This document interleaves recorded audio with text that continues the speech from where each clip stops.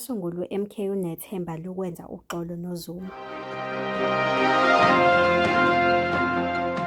Umsunguli weqembu lomkhonto wesizwe owaxoshwa, uMnuz Jabulani Khumalo, usanethemba lokuthi uzodala uxolo noMnuz Jacob Zuma.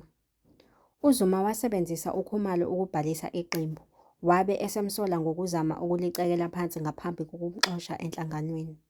UKhumalo besemhlanganweni wokwethulwa kwesikhungo semiphumela ye-IEC eMidrand, lapho etshele khona abezindaba ukuthi ukhona esikhundleni sakhe njengomholi weqembu i-MK.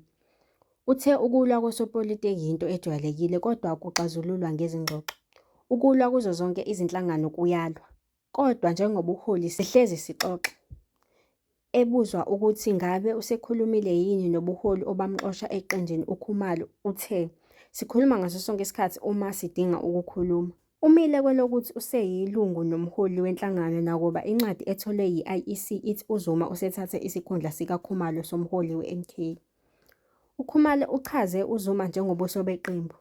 "Ngimi lapha njengomholi we-MK," kusho uKhumalo, osabonakala engowesibili ohlwini lwe-MK. UKhumalo nabanye abaholi abane abasolwa ngokuba yizimpimbi ze-ANC ngenhloso yokwabelana amasu e-MK neqembu elibusayo. Ukuchithile lokhu, wathi awekho amalungu e-MK asebenzisana ne-ANC. UMntungwa, okuyigama adume ngalo kwezothando, uyaphikisana nokuxoshwa kwakhe. Uthi akukho ukuqondiswa izigwegwe okusemthethweni ake wanikezwa yena nabanye.